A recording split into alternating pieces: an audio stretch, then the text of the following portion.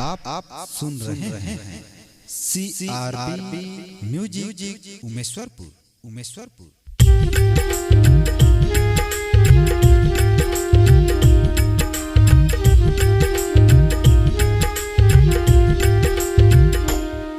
अब गाले भजन लाते हर रे माटी के चोला, ये मौका दोबारा फिर नहीं आई।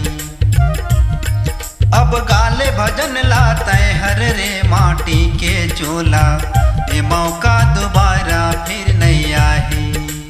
अंत घड़ी जब आहिर संगी, अंत घड़ी जब आहिर संगी, पाछुले मन पछताही माटी के चोला, ये मौका दोबारा फिर नहीं आई।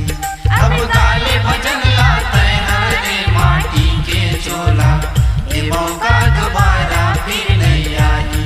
अब गाले भजन लाते हर रे माटी के चोला, ये मौका दोबारा फिर नहीं आई रे।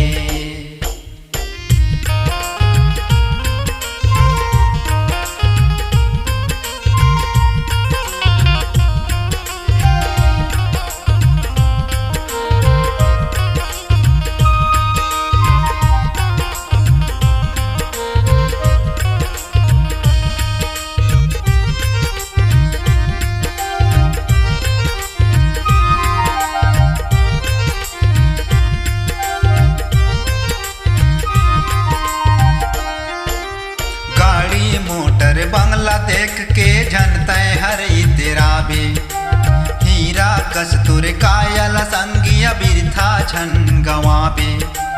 गाड़ी मोटर बंगला देख के झनते हर इतराबे, हीरा कस्तूर कायल संगिया बिरथा छन गवाबे।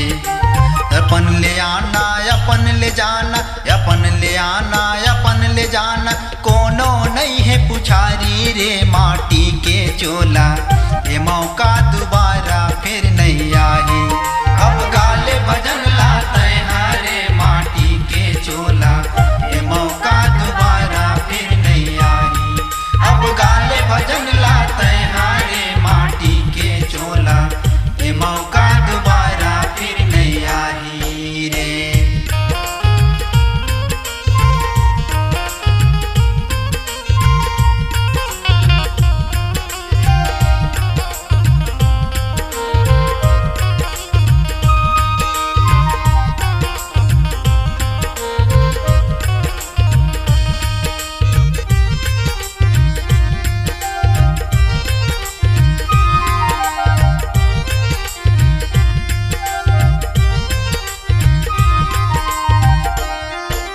लाखों योनि लताए हैं भटक के मानुष तन ला पाए हस, ये दुनिया के माया जाल माताए हैं संगी बंधाए हस।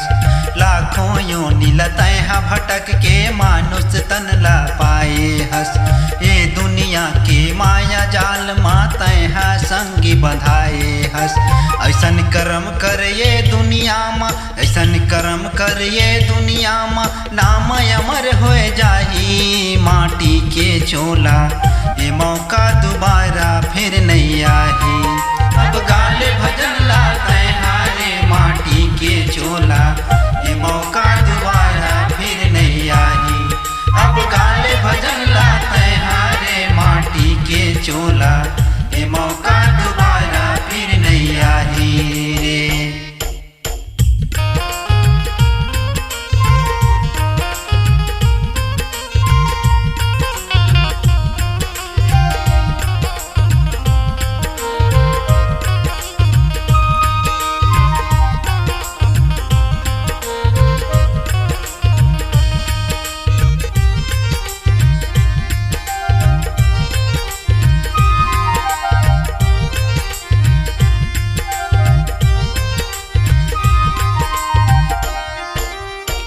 करते मन मानी रे भैया हरि के नाम सुमर ले, कुछ तो तय करम ला कर कायाला मुक्ति कर ले।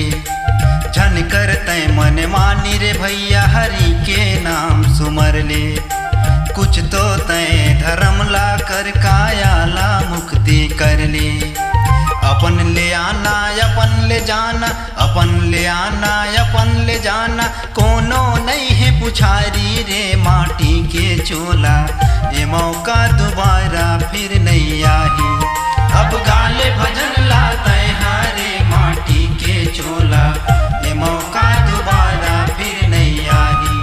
अब गाले भजन लाते हारे माटी के चोला, ये मौका दोबारा फिर नहीं आई।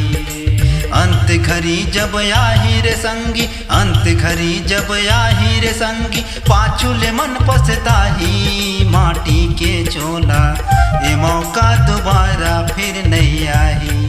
अब गाले भजन लाते हारे माटी के चोला, ये मौका दोबारा फिर नहीं आई। अब गाले भजन लाते हारे माटी के चोला, ये मौका दोबारा फिर नहीं आई।